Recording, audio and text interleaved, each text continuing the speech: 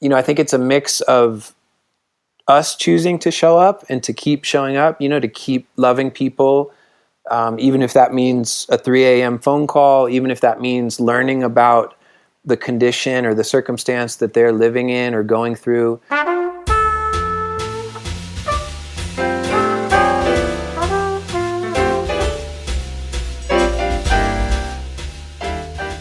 Welcome to the Let's Give a Damn podcast. I'm Nick LaPara, and this is my chance to talk with people who are doing extraordinary things in the world because they saw something wrong that needed to be made right, and they gave a damn about it.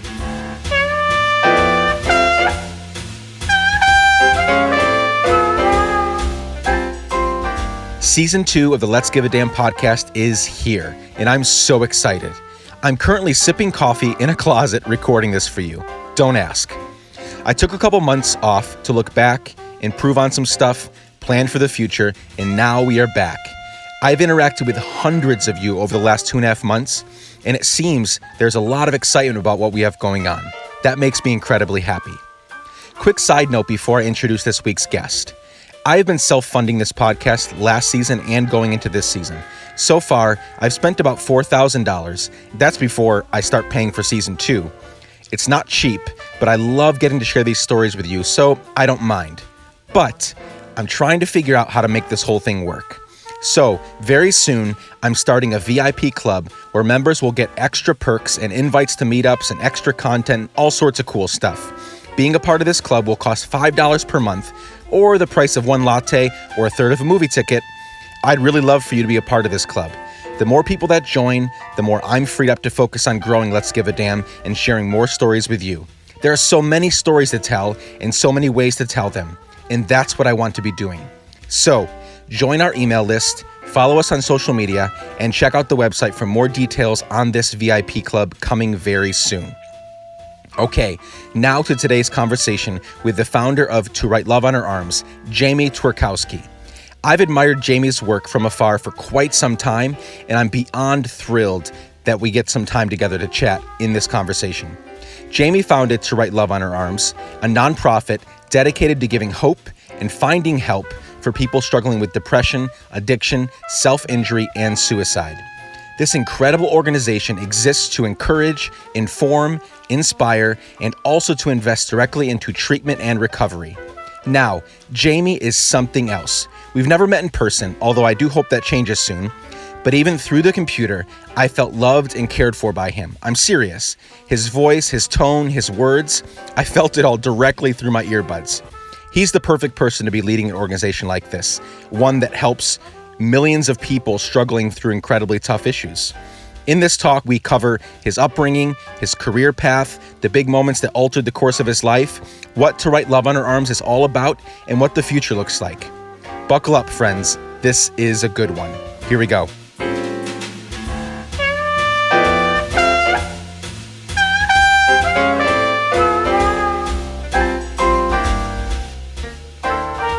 Jamie Tworkowski, welcome to the podcast. Hey, I'm glad to be here. Thanks so much for coming. Did I get your last name right? Yeah, you did good. Tworkowski. Tworkowski. There we go. Cool. Well, I am so grateful you're here. I'm very honored to have you on.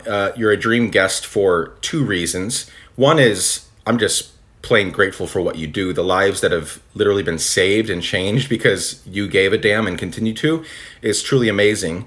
And second, I'm coming at this is an interesting conversation for me because I'm coming at this from kind of an outsider perspective, hoping to learn how to be more empathetic and loving for those experiencing depression, suicidal thoughts, self-harm, and the like.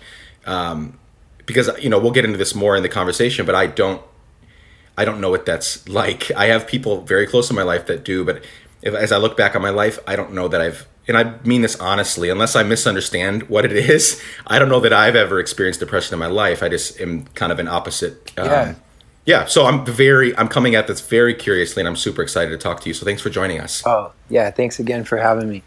Cool. Well, I'd like to get right into it. I'd like to actually reverse engineer our talk a little bit, if I may. Let's start with what you do, and then later on in the conversation, we'll go into who you are, your story, and your upbringing. Yeah. So let's first talk about To Write Love on Her Arms. You didn't set out to start a nonprofit, from what I understand. So tell us how the whole thing started. So back in 2006, I was actually working as a sales rep for the clothing brand Hurley. And at the time, I thought that was my dream job and thought that was going to be my career and my future. And I was introduced to a girl named Renee Yohe, who quickly became a friend. And when I met Renee, she was struggling with drug addiction, depression, a history of self-injury, and we would later find out there had been multiple suicide attempts. And the friend that I was living with, his story involved addiction and recovery, and he was in a very healthy place as I was getting to know him. And so he really became sort of a big brother to Renee. And she was denied entry into a local treatment center in Orlando and ended up living at the house that I was living at for the next 5 days. And essentially we just kept her safe and past that time. And for me, it was getting to know her, learning her story. And all of this was way outside my realm of understanding or expertise. I'd never had conversations like this. And somewhere inside that 5 days, I think I was just really moved by the experience and what we were talking about and her story, which was one of, a lot of pain, but also having hope that things could look different, that she could know healing, that she could find sobriety. And I asked her what she thought about the possibility of telling her story. And at the time, I think I was realizing that I enjoyed writing. And I certainly wouldn't have considered myself a writer. I didn't write for a magazine or a blog. I just realized that I enjoyed that way of communicating.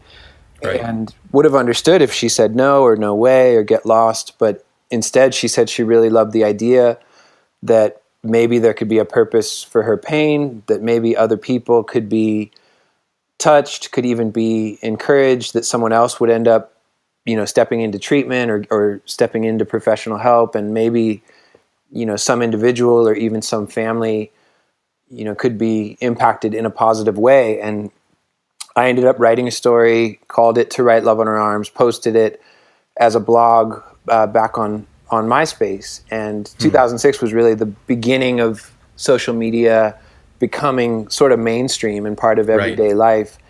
And essentially that story went viral. We learned that so many people could relate to Renee's story, whether it was from their own personal experience or them writing in on behalf of a loved one, whether that was someone they had lost or someone who was still struggling now.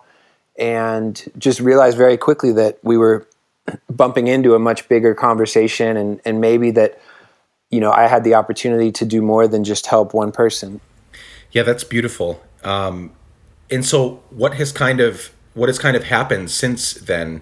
So that was 11 years ago, beginning of social media. What's kind of, how is this developed? So we had a very surprising beginning just because of that story kind of taking on a life of its own. We quickly made T-shirts available, and at first the T-shirts were sold to help pay for Renee's treatment, but again, pretty quickly realized we could do more than just meet those needs. And a couple months after writing the story, because of the momentum and kind of the excitement surrounding, this MySpace page and the story and the shirts, I ended up leaving my Hurley job and, have been at it ever since. And so, the short version is that for the first year we were under the umbrella of another charity, and that gave us sort of a big brother that we could lean on and learn from. Right. It's one thing to tell a story. It's another thing to figure out, what's a budget, what's a board of directors, how do you do this well, how do you make it sustainable? And back then, the question was me wondering if it could be a job for one person. And at the time, that was me. And now there's 14 of us that are full-time staff. We always have 7 or 8 interns who actually come to us from all over the world and put life on hold for a semester and go through training. Wow. And they're actually the ones who primarily continue this conversation on an individual basis, responding to emails and notes and letters. And then as an organization, we've been able to evolve with social media. And so we've, made the transition to Facebook and Tumblr and Instagram and certainly our own website as well, and continue to try to be a source of hope and encouragement for people, try to connect people to resources. We've given more than $1.6 million that's gone to treatment and recovery in the US and elsewhere in the world as well. And I think more than anything, we just get to wake up every day and try to communicate this message that it's okay to be honest and it's okay to ask for help. Yeah, that's amazing. I wish more people were doing that and talking that way. So, can you share one or two stories? Like, I guess I'm wondering, is there anything that comes to your mind? How can we see the outworking of this? Like, when people contact you, call you, whatever, what are some of the examples of some of the things they're dealing with? And then how can you guys help them recover from that, get out of that? Sure. So it's interesting because the things that we hear have not changed all that much, in the last decade plus. Some of the original responses to Renee's story are the same things we read and hear today. And so it might be someone struggling with depression, whether they use that word or not, talking about life feeling very difficult or this sadness or sorrow that they can't seem to shake, people feeling stuck. We hear from people struggling with addiction. Maybe that is their addiction or it's addiction that impacts their family or someone they care about. We hear from people who have lost a loved one to suicide and they're trying to cope and they're trying to move forward, in that grief. And those are some simple examples. And I think ultimately everything we do comes back to this question of what do I do with my pain? How do I cope with the things that I wish were different in my life? And, certainly for all of us on different levels, we relate to that question and we kind of answer it every day. And certainly there's really healthy ways to cope and there's unhealthy ways of coping. And, my guess is most of us do a bit of both. And so, more than anything, we try to point away from ourselves. So we're not pointing to the organization as a final solution, but, for us, success means someone who took a step in our direction, taking another step in the direction of having honest conversations with people close to them. And then probably more than anything, just people ending up sitting across from a counselor for the first time or stepping into treatment if they need that kind of help. So it's really this mix of community and professional help that we point to. How do you help people become okay with talking about their shit? Like, we've all got it. We all have these things that haunt us, and it's a wide spectrum of things, right? None of us deal with the same thing in the same way. But how do you, I've always tried to live that way and encourage other people to live very honestly, because we all try to put on this front, especially on social media. We always talk about where everybody puts their highlight reel there, and then we compare it to our blooper reel, and we feel like bad about ourselves. So how do you personally, as a leader, as the founder of this organization, but also as an organization, help people become true, authentic, just sharing the bad, hurtful, hard things that are happening in life?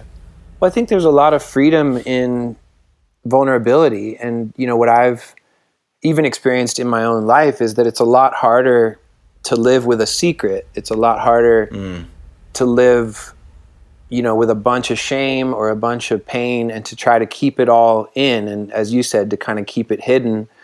And so, and I think too, because we're constantly pushing that, I think we present it as an option to people. And I think, people might take a small step in our direction, whether that's sending an email or even responding, maybe it's a comment on our blog. But I think as people begin to open up and begin to be honest, it feels really good. And I think also they see other people doing that, and hopefully they see us posting stories of people doing that, of people choosing to be honest about their pain and people pursuing recovery.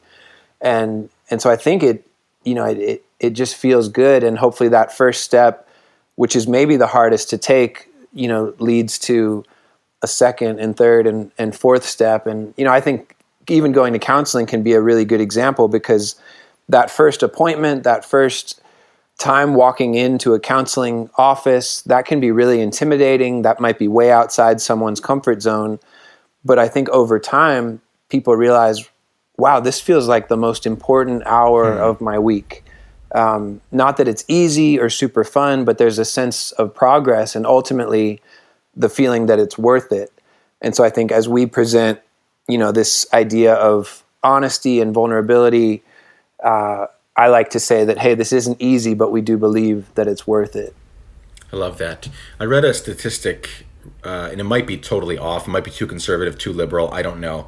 But I read a statistic that 15 million Americans that are 18 or older suffer from depression specifically. So that's not even counting the suicidal thoughts, self-harm, addiction. That's like 1 in 20 people in this country. And that's, my guess is it's more than that. And that's not including 18 and younger, which Sure. I've seen a lot of that in that age group. As I've met more people and been in more circles of influence. So that's a lot of people, and a lot of people listening. So my guess is a lot of people listening are also suffering from this in some way. What do you tell people? Like, is this something that people can, let's take depression, for instance. And again, I'm curious here. Can people control this, or is it more like, now you have it, here's how to deal with it? Like, what do you guys do in terms of approaching that, counseling people with steps forward? Yeah. So I'm obviously someone doing this work and in a way leading this work, but I'm also someone who struggles with depression. And I have had seasons of sitting across from a counselor once a week. Last May, for the first time, I went away for a week of therapy. They told us that it was a year's worth of therapy in a week because we basically did nothing else. I have been on antidepressants for the last 5 or 6 years. And so for me, it's ongoing. And I don't know if that'll, magically not be in my life someday. And in a way, I don't give that a ton of thought because I think I kind of just try to live it one day at a time. And, for some people, it we've heard stories where it's a lifelong battle. And for other people, they have this tremendous recovery. And maybe their depression was uniquely tied to a circumstance. Maybe it was a loss or a heartache. And over time, they get to a place where they feel a lot healthier and a lot happier. So I think we don't want to make a blanket statement about that. I think we just encourage people to look at where they are and to get whatever help they need for however long they need it. And so, I always say these seasons of sitting across from a counselor, which tends to be, for a few months. And I think my depression is always there on some level, but I do the counseling for as long as I feel like I really need it. And then I'm able to step away. And then I also know that if I start to struggle again, or if something happens, that I can take that step.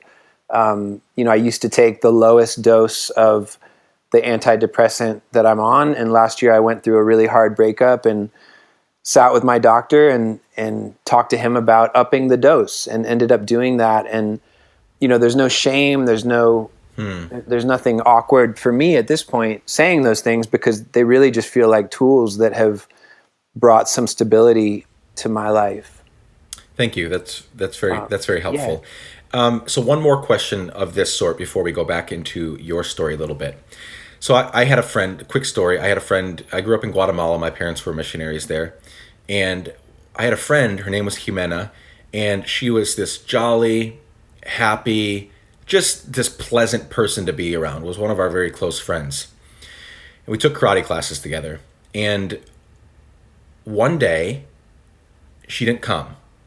And we found out later that she tried to poison her whole family. And she tried to poison everybody, including herself. She succeeded with herself. And her family, they were able to, it was like food poisoning. She tried to poison their food, and they were able to recover from it with, going to the hospital. But she died. That messed me up because, for one, she was a really close friend, and there was no goodbye. There was no wrapping things up. There was no anything. Sure. And on top of that, no one knew. No one could tell that she was obviously in a huge amount of pain enough, and it was nothing psychological or mental. She was completely all there all the time, and then one day she wasn't. And so I guess what I'm asking is, in your experience, and I'm sorry for all these types of questions, but I'm just very curious, in your experience, how can we, for the people that do show signs of depression or self-harm or suicidal thoughts, like how can we help? Like how can we come alongside them? And also, are there any things that we should look for? Because there were no signs with her. No one Yeah. knew. Not her parents, not her brothers, not her sister, nothing. And then she was gone one day. Yeah. So I know it's a big question, but yeah, how would you help me and the audience? Yeah. No. So I think in terms of signs, something that we've heard and learned over the years is that depression is often something that sort of touches every part of life, and it affects us socially, physically, emotionally, spiritually. And so if you see someone's behavior change for an extended amount of time, I think when you really know someone, at least to the best that you can tell when they're off or different, right? You at least maybe have a sense of, hey, they're quiet, or they're isolating, they're kind of hiding out. I haven't seen them as much. I think when there's trust built and there's a relationship, you can express that, and you can ask someone, hey, are you okay? And the hard thing, and I think you experienced, is you can't control the response that you're met with, right? You can't Right. make them be entirely honest. You can't make them tell you everything. But we can control our action as a friend or as a loved one. We can control whether or not we keep showing up. And so I think there's all sorts of little indicators at times. I mean, I think your story represents a lot of people who, end up hearing the news of a suicide and feel like they knew someone pretty well and were so blindsided by it. And so I think it's fair to acknowledge that so oftentimes we feel like we don't know, but I think we have to look at, whatever signs or red flags or indicators might be there. And maybe it's a situation that's less extreme. Maybe suicide is not on the table, but maybe it's just someone who's struggling, even if they're struggling through a breakup or something pretty typical. I think when we really know people, we earn the right to speak up in their lives, and we earn the right to ask questions and essentially to ask people how they're really doing. And in terms of advice, I think you asked about that. I think it's a mix of us choosing to show up and to keep showing up, to keep loving people, even if that means a 3 a.m. phone call, even if that Yeah. means learning about the condition or the circumstance that they're living in or going through. And then more than anything, I think it's just trying to be a bridge to professional help. So not thinking that we, the friend or the brother or sister or boyfriend or girlfriend, not thinking that we have to be the hero, but knowing that there's people that have devoted their lives and certainly their careers to doing this unique work. And so we end up sounding like a broken record, just encouraging people to sit with a counselor, and knowing that more often than not is a great place to start, even if they need other help after that or more help or a unique form of treatment. A good counselor can help someone begin to make those decisions and begin to process what they're going through. And so I think when you encounter someone who's really struggling, whether that's depression, whether it's grief, we love to point to counseling. In my mind, it's not so different from if your car is, if the check engine light comes on, you take it to someone who works on cars because that's what they do and that's what they know. If you can't stop coughing, you go see the doctor and you talk about that. And so when it comes to mental health, we don't think it should be any different, where, if essentially that check engine light is on, you got to go talk to someone who understands how and why these things happen. Yeah, I love that check engine analogy because what happens when we don't go get it checked out? Like something bigger happens later. Yeah, definitely. Because we didn't, the symptom, it was like something was popping up saying, please check me out. And when we don't go give that thing help, it can turn into something much bigger, Yeah, and I much. think I think it's important to acknowledge, and I actually go back to my friend Renee as an example that some of it is timing, and there's this, control is such a hard one because we want to control the response of the person we care about, right? We want Right. them to hear our loving words, we want them to take our advice because we want them to be okay, and yet we can't control anyone else's actions or behavior. And so I think it's important for people to have grace, that I think I've heard Renee say that there were people who told her the truth and gave her good advice for months and maybe years before I ever even met her. And it's not that those people did anything wrong or that I did something great or right. Some of it was the timing that she finally got to a place of wanting that help. And something I've heard over the years that is a little bit maybe surprising or counterintuitive is if you're trying to carry the burden of someone who's struggling, it's important that you have a support system. Obviously you want them to have a support system and you want them to get help, but sometimes we forget about taking care of ourselves. And so Yes. if there's someone in your life and you're really concerned, and you're carrying the weight of that, we like to encourage someone to maybe you talk to a counselor about that because that's a lot for you to carry as well. That's huge. That's a really important point. And I love earlier you defined love as showing up. And I recently did an interview where I was being interviewed, kind of the tables turned, and they asked that question, like, what is love for you? And the very first and only thing that comes to my mind is like number one spot is showing up. Yeah. Because you've got to keep coming back. We don't, whether it's my wife or my children or my friends or people that are part of my neighbor community or my church community, like we don't get to decide when it clicks for them, whatever that thing is. And so we have to just keep coming back. And the people in our life have to keep coming back to us because we're not perfect by any stretch. And so, they need to keep pursuing us until it clicks with whatever that thing that needs to click is. Yeah. So I really love that definition.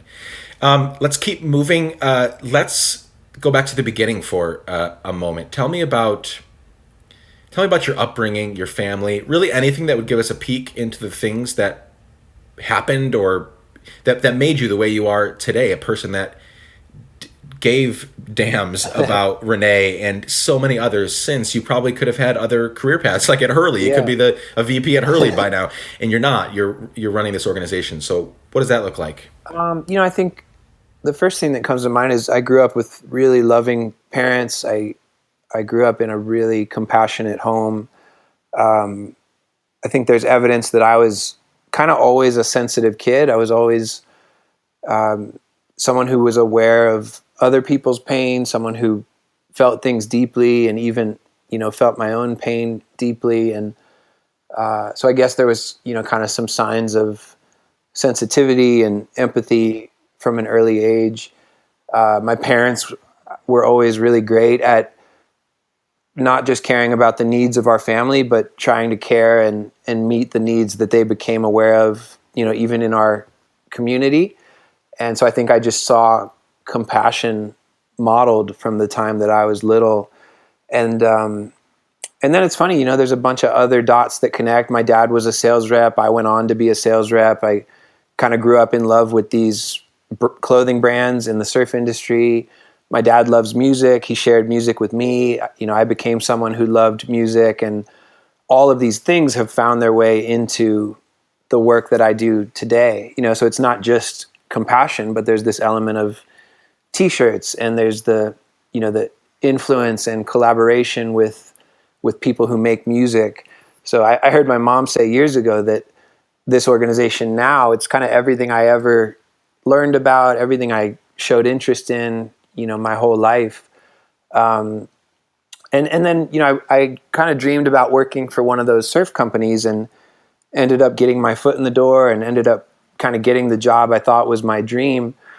And part of it, it was cool from a distance. The money was good. The freedom was good. I joke that my friends had free Hurley clothes, so it was good for them. But something felt like it was missing. Like just something felt a little bit empty for me. And I just felt like I wasn't a great fit as a person who ultimately, was driving around by myself doing sales. And I think I was interested in things that were more creative. And then beyond that, I think just things that felt more meaningful, just caring about people and their pain. And I actually lost a friend, a coworker at Hurley. He died by suicide about a month before I met Renee. And I remember, in a way, I think that was an important seed that was planted, because I just wrestled with how could Hurley as a company respond to my friend's death, and kind of wishing that I was in a position, that I had the influence or the decision making to speak into that. And interestingly enough, I couldn't decide what Hurley did or if Hurley did anything, but I think I started to dream about a brand that could really go there and that could really talk about difficult things and talk about pain and hope and preventing suicide. And it's wild the way it all went, because I met Renee and tried to help her, and more than anything, it's an organization, but I'm okay with saying it's a brand as well. And so all of those things, I think, played a part in what I get to do today. That's really awesome. Thanks for sharing that. I'm sure the journey's not been easy. No journey ever is. And so as you have poured yourself out for this organization and people over the last 11 years, what have been some of the ups and downs? I want to, as I tell these stories, there's hard parts, there's really good parts. I want to always reassure people that if they decide to go all in and be others centered in a really big way, more than just like a thing that they add to their lives, but like you've done, like this is your life. I want to remind people that it's not always going to be great and sexy like it looks like on the Instagram photos, or, oh, Jamie's off speaking here and doing that, and he's in Iraq with Preemptive Love, and it looks good on paper, as it were, on social media, but it's not always like that. There are hardships. So is there anything you could share that would just give us a reality check? Yeah. I think the early years, especially, there were a lot of growing pains. This was all so far outside of my realm of expertise. I definitely didn't grow up dreaming or even thinking about starting a nonprofit or leading a nonprofit. And so there was so much to learn. And, just getting this thing off the ground, I like to point out, in a way, we started backwards, because we had attention coming our way and we had money coming in before we had a plan, and I say we, but it was really me back then, Right. knew what we were doing. And, I think looking back, I wish I would have known that it was totally okay to just say, I don't know, to say, I need help. I need more help. And I think I don't beat myself up for it, but there was just I guess growing pains tends to be the phrase that sticks. And I think too, just learning the value of relationships. I've worked with some of my closest friends over the years, and thankfully, most of those friendships are intact. But there were definitely times when those relationships felt strained or fractured. It can be great to work with people you love, and it can also be really hard because there's a lot at stake. And also just kind of the irony of being known for compassion and kindness and treating people really well publicly, and then having, to sort of wrestle through, okay, what does it look like to lead a team, to be part of a staff, to think about others, not just in a public way, but even in a everyday work setting. What does it look like to care for the people who moved to Florida to join our team? What does it look like to spend time with our interns, and things that happen quietly, I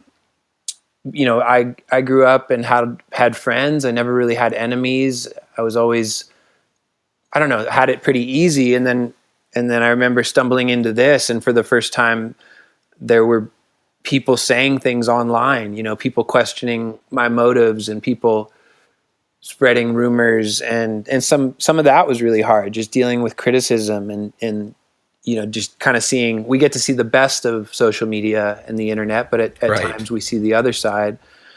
And then ultimately, I think some of that has just gotten easier over the years. I think I've done some growing up. I was 26 when this started. I'm 37 now. I think we've been able to build a team and learn from a lot of good people and figure out how to get organized and how to do this in a way that's sustainable. And then maybe the last bit is just taking my own advice. It's one thing to stand on a stage and tell everyone it's okay to go to counseling or it's okay to take medicine. And it's something else entirely to do that in my own life. And Sure. That's been part of my journey along the way. As we begin to wrap up, let's get practical for 1 minute. Not that wasn't practical, but as everyone that's listening, I hope they're listening to this not just to hear some great story about Jamie and to write love on her arms, but they want to as well become agents of change in their community. They want to give a damn about the people, places, and things around them.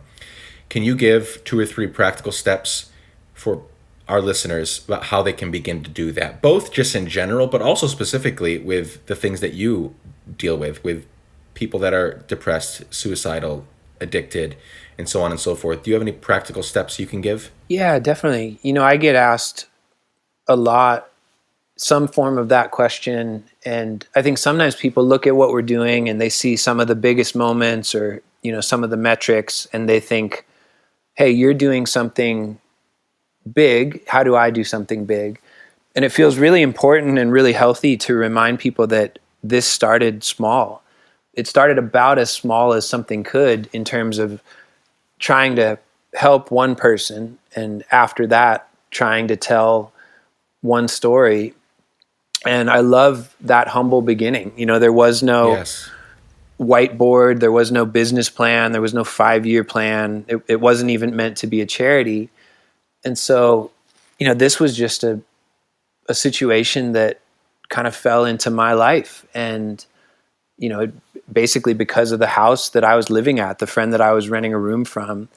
And so I love to just encourage and maybe even challenge people to see the value in the everyday, to see the value in things that might be seemingly small, So I can really only point to my own experience, but whoever would have thought that meeting one person and having a series of conversations would lead to all of this. I never could have known or imagined that.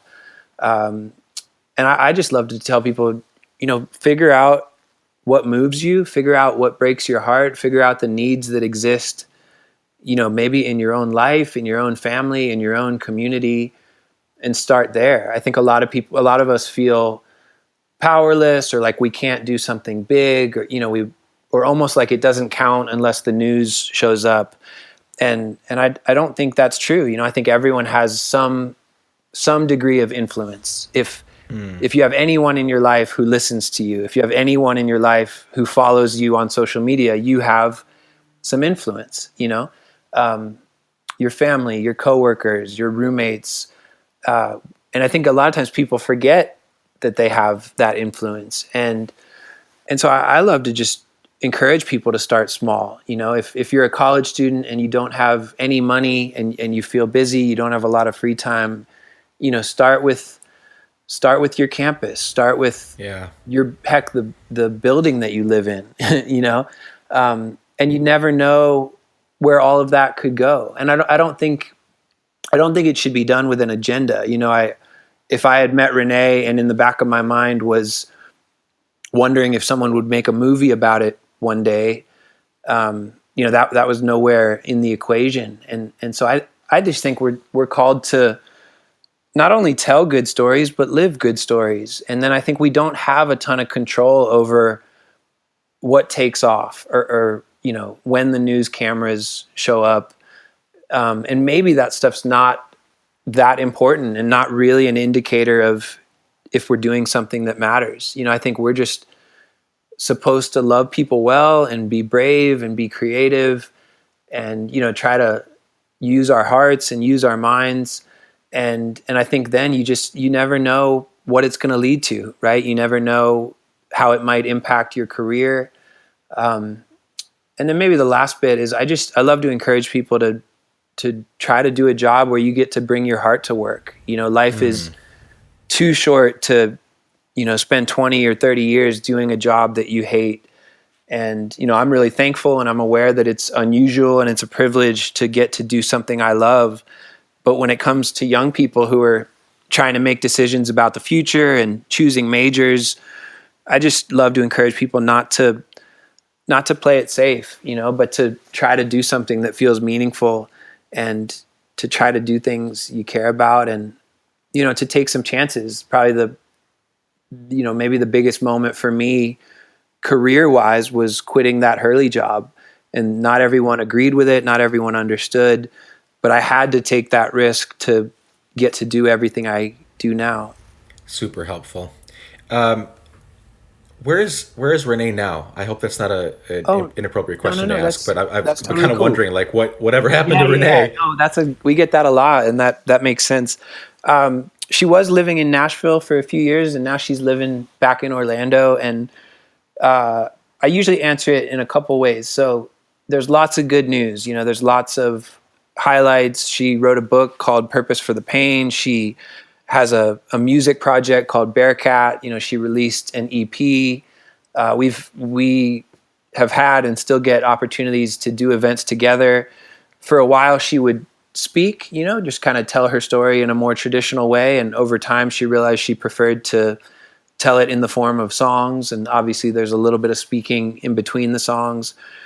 Maybe the biggest moment related to her was when the To Write Love on Her Arms movie came out. So Kat Dennings plays Renee in this film, and that was certainly a, who would have thought moment. And then with that, I think she would say that life has been really hard and recovery has been really hard, and it hasn't been perfect. It hasn't been a fairy tale. There's been relapses. There's been really difficult seasons. Even with her and I, in terms of our friendship, there's been difficult seasons and honestly, entire years where we had trouble communicating. But she's in a really good place right now. She's really healthy. She's pursuing sobriety. And then she's definitely not super hidden. She's on Twitter. She has a blog.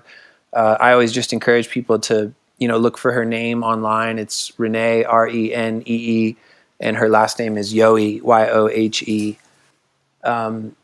And so she's a really gifted communicator, super creative. I mentioned music. She's a great writer as well. And she's not, full-time with the organization or anything like that. Obviously, she'll always be connected to what we do. She'll always have a really, vital place in our story. But it feels really healthy for her to just be an individual and for us to do what we can to support whatever it is that she's doing, and over the years that's been speaking and music and jewelry. And we love to cheer her on, and, we're grateful that she seems to cheer us on as well. So yeah, she's doing well, but it feels important to let people know that doesn't mean it's just been 11 years of sobriety or 11 years of awesome. It's been a roller coaster, but more than anything, I'm really thankful for where she's at now. Love that. Thank you for sharing.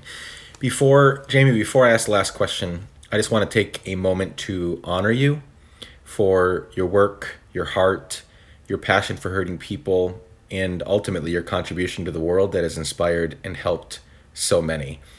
I love that you've dedicated your life and your career to making the world a better place. I have heard, your voice, online, TED Talks and so on, and now I'm hearing it. I feel like there's a lot of compassion and love and care in your voice. And I really am grateful that you, like literally your physical voice, and I'm really grateful that you get to use that to really help people I don't have the luxury of that. Sometimes I'm a very passionate person. Sometimes I am very intimidating in how I come across. But yeah, there's something about you that this is the perfect role and job for you. So I'm just really grateful for you, and I want to honor you for that. Oh, thanks, Nick. Those are really kind words, and that means a lot. I totally appreciate that. Yeah, no, you're welcome. I mean all of that. Okay, last question. It's a hypothetical. You're going to die someday. And when you die, I promise it gets better. When you die, which hopefully won't be for many, many years, I'm going to give your eulogy. And all your friends, your fans, everybody that appreciates your work and your life, and everybody you've impacted is there.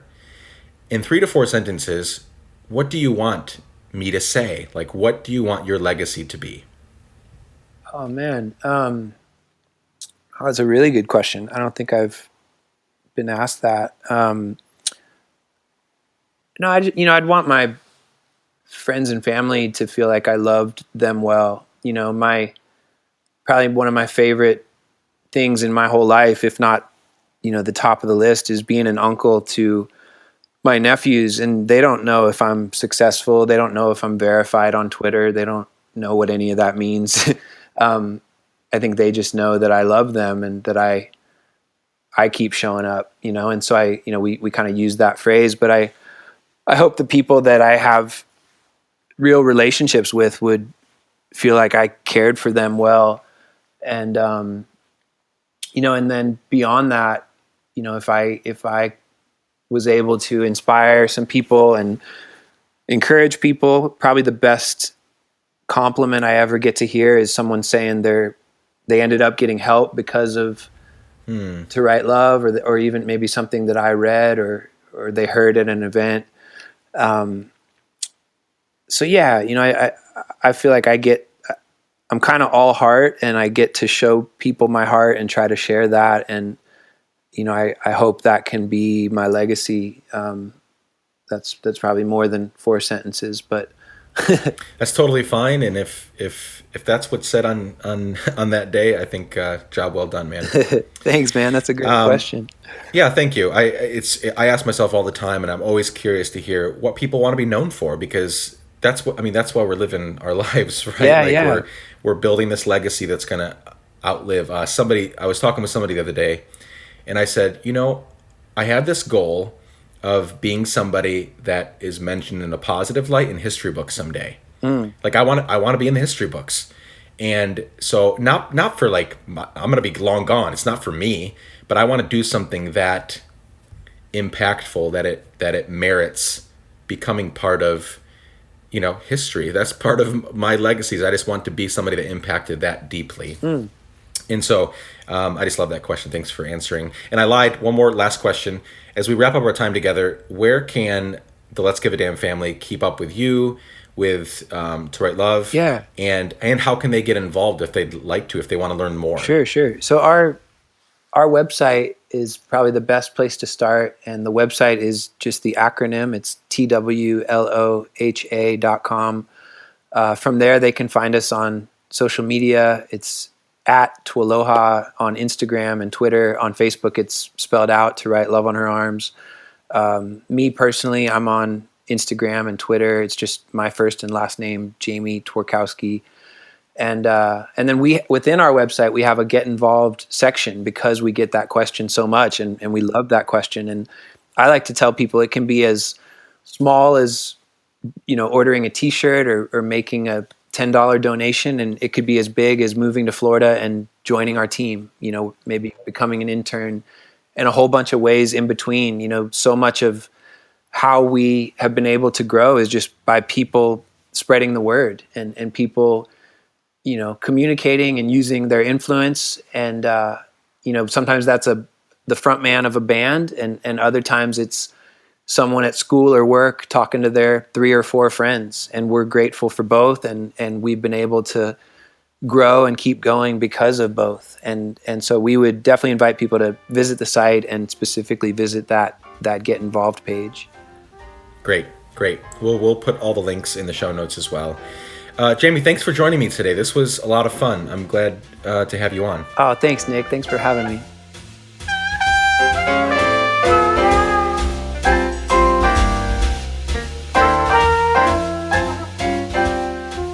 Thanks so much for joining Jamie and I for our chat today.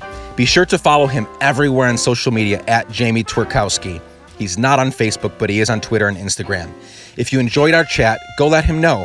Also, please subscribe to this podcast and leave a review. A big ask, but we really appreciate it. Also, ask your friend to listen and subscribe too. The more the merrier. You can follow Let's Give a Damn on Facebook, Twitter, and Instagram, and head on over to our Facebook page, click on the sign up button to receive weekly emails containing amazing stories like this one. Also, follow me at Nick Lapara on Instagram, Twitter, and Facebook. Well, friends, that's all for today. Can't wait to spend more time with you very soon. Season 2 is going to be a hell of a lot of fun, and I encourage you even today to begin giving a damn about one thing. Doesn't have to be huge or life-altering. One thing, one person, start there. Until next time, bye.